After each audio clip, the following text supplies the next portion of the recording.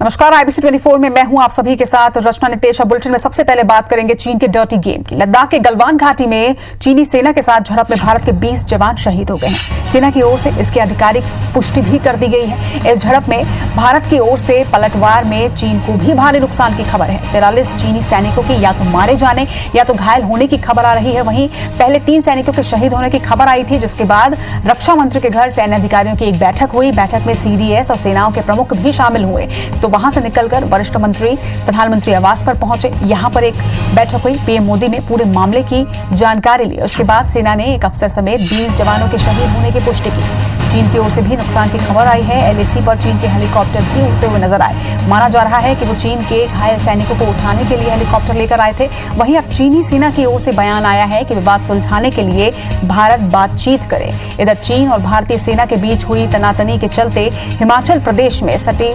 चीनी सीमा के इलाकों में अलर्ट जारी कर दिया गया है। अलर्ट के साथ ही हिमाचल पुलिस ने प्रदेश की सभी खुफिया एजेंसियों को भी सतर्क कर दिया है। राज्य के जिला के किन्नौर और लाहौल स्पीति में रह रहे लोगों की सुरक्षा सुनिश्चित करने के लिए एडवाइजरी भी जारी कर दी गई है। वहीं हिमाचल के 2 जिलों किन्नौर और लाहौल स्पीति के साथ चीन की सीमा लगती है। वहीं UN ने भी इस झड़प पर अपनी चिंता जताई है।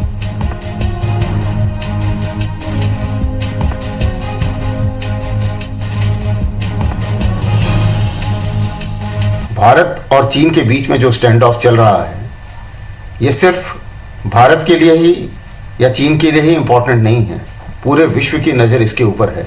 ये सिचुएशन अजीब सी सिचुएशन है थोड़ी सी, क्योंकि ये कैजुअल्टी गोलियों से नहीं हुई, प्रोफेशनल तरीके से नहीं हुई। चीन की बचकाना हरकत, सस्ती हरकत, गुंडों वाली हरकत से हुई है। इसलिए इसके लिए चीन की निंदा मेरे विचार से पूरे विश्व में होगी और उनको भारत की जमीन से वापस जाना ही पड़ेगा। इधर चीनी विवाद पर राहुल गांधी का ट्वीट सामने आया है। राहुल गांधी ने PM मोदी पर निशाना साधा है। इस ट्वीट के जरिए उन्होंने लिखा है कि चीन विवाद पर आखिर PM नरेंद्र मोदी चुप क्यों हैं? PM मोदी देश से क्या छिपा रहे हैं? भारतीय सैनिकों पर हमले की चीन की हिम्मत कैसे हुई? चीन हमारी जमीन कैसे ले सकता है? ये तमाम सवाल उन्होंने ट्वीट के माध्यम से किया है। चीनी विवाद के बाद राहुल गांधी का ट्वीट सामने आया है और इस ट्वीट के माध्यम से उन्होंने सीधे PM मोदी पर निशाना साधा है और इस ट्वीट पर के जरिए उन्होंने कहा है कि चीनी विवाद पर आखिर PM नरेंद्र मोदी चुप क्यों हैं? वहीं उन्होंने ये भी लिखा है कि PM मोदी देश से क्या छिपा रहे हैं? भारतीय सैनिकों पर हमले की चीन की हिम्मत कैसे हुई? ये सवाल खड़ा किया है और इसके साथ साथ चीन हमारी जमीन कैसे ले सकता है? ये सवाल भी इस ट्वीट के माध्यम से उन्होंने रखा है।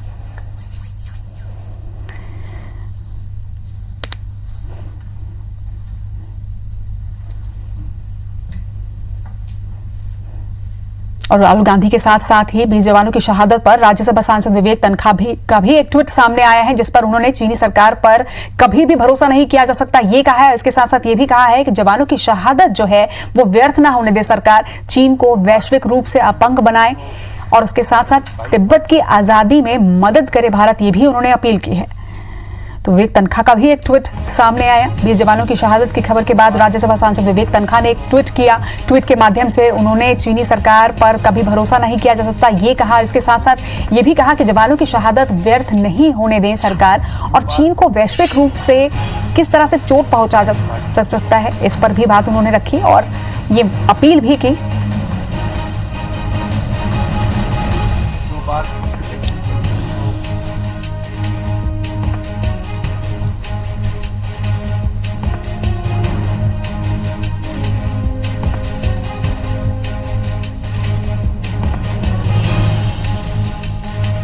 तो विवेक तन्खा ने एक ट्वीट किया 20 जवानों की शहादत पर और उसके साथ साथ एक और ट्वीट भी उन्होंने किया है, वो भी आपको दिखाते हैं। चीनी सेना के साथ झड़प पर विवेक तन्खा का एक और ट्वीट सामने आया है और इस ट्वीट के माध्यम से उन्होंने प्रधानमंत्री और अजीत डोभाल पर सीधा निशाना साधा है। उन्होंने लिखा है कि PMO बताएं कि चीन दोस्त है या दुश्मन है, इस पर ढुलमुल रवैया ना रखें, इसका फैसला करिए तब उचित कदम उठाइए और कमजोर देश की छवि को बदलें, ये भी उन्होंने लिखा। इसके साथ साथ उन्होंने ये भी कहा कि पूर्व प्रधानमंत्रियों में मोदी जी ने सबसे ज्यादा बार चीन का दौरा किया है, नतीजा 20 जवानों की शहादत। चीन के खिलाफ सख्त कदम का ऐलान करिए और उसके साथ साथ एक सवाल भी उन्होंने आखिर में अपने ट्वीट में किया है, वो है कहां है NSA अजीत डोभाल। तो ये विवेक तन्खा का दूसरा ट्वीट।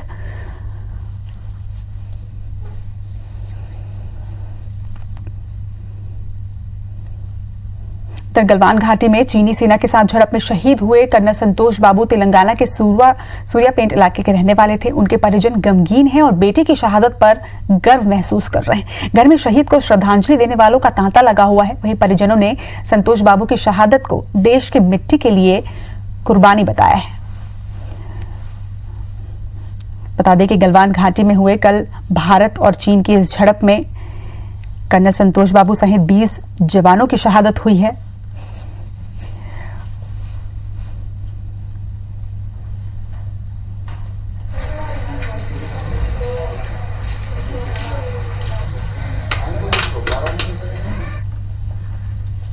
एलएसी पर चीन से झड़प में भारत के 20 जवान शहीद हो गए। इस पर चीन के खिलाफ देश भर में गुस्सा देखने को मिल रहा है। वाराणसी में चीन के राष्ट्रपति शी जिनपिंग का पुतला जलाया गया और चीन के खिलाफ नारेबाजी भी की गई। वहीं शहर में लोगों ने शहीदों को भी श्रद्धांजलि अर्पित की। उनकी शहादत को नमन करते हुए 20 दिए जलाए। 2 तस्वीरें आप देख रहे हैं। एक और जहां शी जिनपिंग का पुतला जलाया गया तो वहीं देश की जनता ने शहीद जवानों की शहादत को सलाम किया है और श्रद्धांजलि अर्पित करते हुए 20 दिए भी जलाए।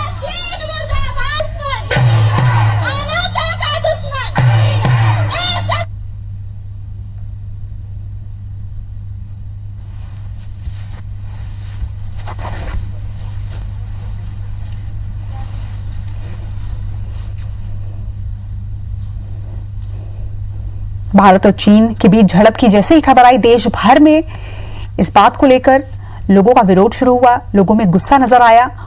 देश के कई हिस्सों में अलग अलग तरीके से विरोध प्रदर्शन किया गया। उसकी एक तस्वीर भी इस वक्त आप देख रहे हैं जहां पर शी जिनपिंग का पुतला दहन किया गया। वहीं लोग इस तरह से कुछ अपना विरोध प्रदर्शन कर रहे हैं तो वहीं दूसरी ओर लोगों ने देश के वीर जवानों को अपनी श्रद्धांजलि अर्पित की है। उसकी भी तस्वीर इस वक्त आप देख रहे हैं कि किस तरह से लोग देश के वीर सपूतों को अपनी श्रद्धांजलि अर्पित कर रहे हैं और उनकी याद में लोगों ने दिए भी जलाए।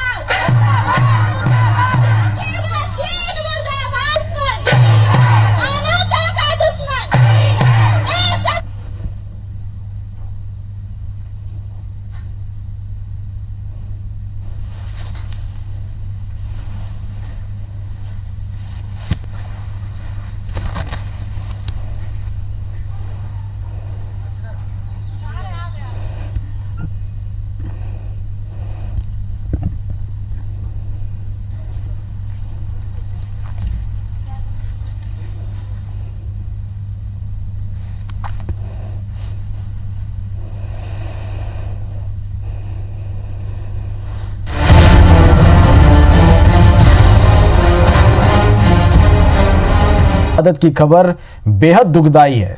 शहीद वीर सपूतों को नमन करता हूं, कमलनाथ ने ट्वीट किया है। ईश्वर से प्रार्थना करता हूं कि उनके परिजनों को यह दुख सहने की शक्ति दे। पूरा देश उन शहीदों के परिवार के साथ खड़ा है। तो यह सब की बड़ी खबर आप तक पहुंचा रहे हैं। कमलनाथ ने ट्वीट किया है और उन्होंने ये लिखा है कि हमारे वीर जवानों की शहादत की खबर बेहद दुखदाई है। शहीद वीर सपूतों को नमन करता हूं, ईश्वर से प्रार्थना करता हूं कि उनके परिजनों को यह दुख सहने की शक्ति दे।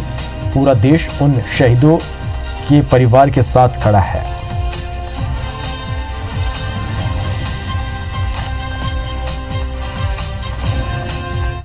का जवान दीपक सिंह गहरवाल शहीद हुआ है। नवंबर में हुई थी जवान की शादी। बिहार रेजिमेंट में तैनात था जवान। तो मृदुल हमारे साथ में जुड़ चुके हैं। मृदुल, जानकारी दें। देखिए ज्योति, मैं बता दूं कि ये रीवा के ये जो जवान शहीद हुआ है, जो भारत चीन विवाद हुआ है जिसमें 20 जवान शहीद होने की खबर आ रही है, उसमें एक रीवा का भी फरेदा गांव का रहने वाला है दीपक सिंह, और ये बिहार रेजिमेंट में तैनात था। और आपको बता दूं कि ये खबर उनको पिता को, जो आर्मी के वरिष्ठ अधिकारी हैं उनके द्वारा दीपक के पिता को यह सूचना दी गई कि इस विवाद में जो जवान शहीद हुए हैं उसमें दीपक सिंह भी शामिल है। और इस खबर को सुनते ही पूरे रीवा ही नहीं, पूरे गांव और उनके आसपास के क्षेत्र में मातम पसर गया है। और हालांकि अभी डेड बॉडी आने की हालांकि अभी खबर नहीं है, लेकिन ये खबर सुनते ही पूरा जो उनके परिवार में शोक की लहर दौड़ गई। और आसपास के जो क्षेत्र के जो लोग हैं उनके परिवार में, उनके परिवार के लोगों को सांत्वना देने के लिए और जिला प्रशासन के अधिकारी भी उनके गृह ग्राम तक पहुंच रहे हैं। जी, कब तक शव पहुंचने की उम्मीद है मृदुल? देखिए अभी हालांकि आज सुबह ही उनके परिवार को इस बात की जानकारी लगी है, पर बताया जा रहा है कि कल दोपहर तक उनका शव यहाँ पे, पार्थिव शरीर जो है यहाँ लाया जाएगा और पूरा जो नियम कायदों से, जो फौज के नियम कायदों के साथ उनका पूरे सम्मान के साथ उनका अंतिम संस्कार भी किया जाएगा। जी चलिए, बहुत बहुत शुक्रिया मृदुल तमाम जानकारी के लिए। भारत चीन सीमा पर हुई हिंसक झड़प में कांकेर के जवान गणेश राम कुंजाम भी शहीद हो गए। गणेश चारामा ब्लॉक के गिधाली गांव के रहने वाले थे। उनकी शहादत की खबर के बाद से ही पूरे गांव में शोक का माहौल है। गणेश 1 महीने पहले ही भारत चीन सीमा पर तैनात हुए थे। वो 9 सालों से सेना में सेवा दे रहे थे। कल शाम 4 बजे सेना के अफसरों ने गणेश के घायल होने और सीमा पर शहीद होने की सूचना परिवार को दी। किसान परिवार अपने इकलौते लड़के को खोने के बाद कुछ भी बोलने की स्थिति में नहीं है। परिवार बेटे के आने पर उसके विवाह की तैयारी में भी लगा हुआ था, लेकिन अब उसका पार्थिव शरीर आने के इंतजार में बैठा है।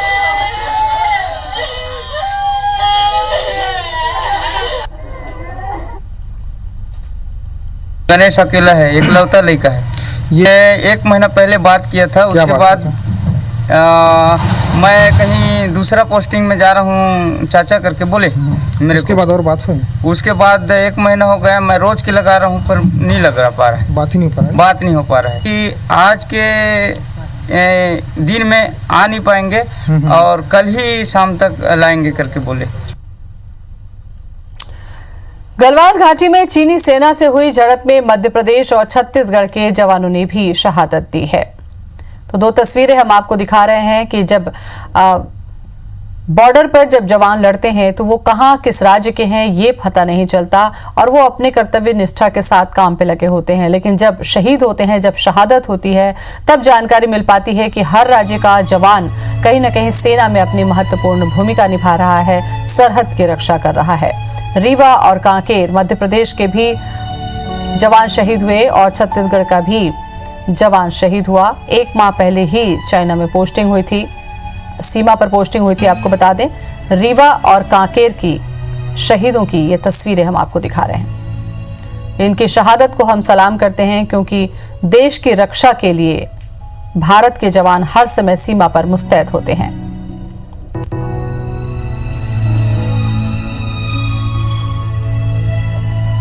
तो जवान दीपक सिंह गहरवार रीवा, जिनकी नवंबर में ही शादी हुई थी, और कांकेर के जो जवान शहीद हुए, उनके परिवार में आने पर शादी की तैयारियां थी और अब उनके पार्थिव देह का ये परिवार इंतजार कर रहा है। हालांकि परिवार के साथ साथ पूरा गांव और राज्य भी गमगीन माहौल से गुजरता है जब देश की सीमा पर शहादत होती है। तो इन जवानों की शहादत को सलाम हम करते हैं, श्रद्धांजलि हम देते हैं क्योंकि देश की सीमा पे रक्षा के लिए ये जवान शहीद होते हैं। तो भारत और चीन की सीमा पर हुई हिंसक झड़प में भारत के 20 जवान शहीद हो गए। इसमें छत्तीसगढ़ और मध्य प्रदेश के भी जवान शामिल।